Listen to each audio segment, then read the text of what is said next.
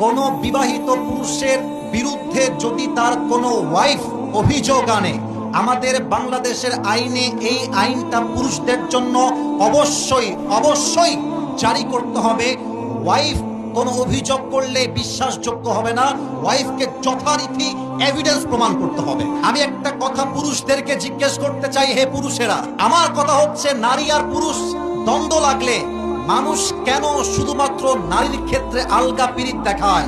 আমার কথা পুরুষের ক্ষেত্রে বৈষম্য তৈরি হয় কেন?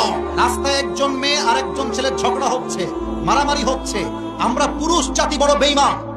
আমরা আগে গিয়ে নারীর পক্ষপাতিত্ব করি এবং এটার সুযোগ নিয়ে কিছু নারী পুরুষের চরিত্রে কলঙ্কিত করে রেখে দেয়। যুবক ভাইরা, আপনার ওয়াইফ যখন বিয়ের পরে আপনাকে নিয়ে অভিযোগ তুলবে সমাজের চোখে, মেম্বারের সামনে, সোশ্যাল মিডিয়ায়, ফেসবুকে, ইউটিউবে, তখন বুঝবেন ঠেলা কাকে বলে, জ্বালা কাকে বলে।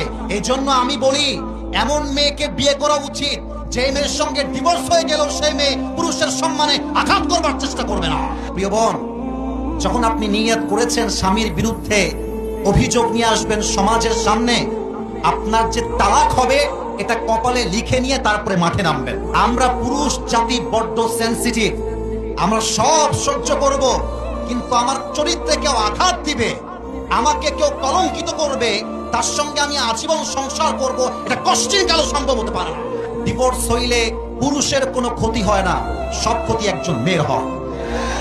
আপনার জন্য একটা বিয়ে জায়েজ, আপনি আমারে ছাড়বেন, আই ডোন্ট কেয়ার।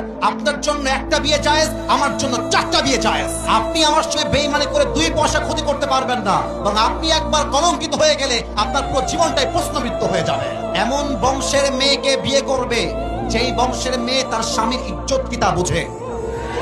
আজকে 80 ভাগ থেকে 90 ভাগ ডিভোর্স হচ্ছে মেয়ে চরিত্রহীন হওয়ার জন্য, টিকটকার হওয়ার জন্য। আমি কি বলবো দুঃখের কথা, আমার কলিজা ফেটে যায়। ক্লাস 7 এর মেয়ে 8 এর মেয়ে পার্কে গিয়ে প্রেম করে বেড়ায়, ক্লাস 5 এর মেয়ে টিকটক উলঙ্গ ভাবে নেচে বেড়ায়।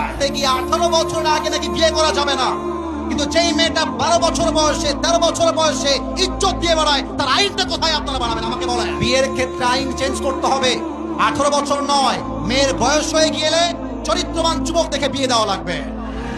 আর মেয়েদেরকে বলবো, বিয়ের সময় আসলে কিছু মেয়ে আছে দেখবেন টাকা পাইলে বুইড়া টাকলার সঙ্গে বিয়ের পিড়িতে বসে যায়। প্রিয় বোনেরা, টাকা দেখে বিয়ে করবেন, টাকা পাবেন, বাড়ি পাবেন, গাড়ি পাবেন, বাট মনের শান্তি বলেও তো একটা কথা আছে।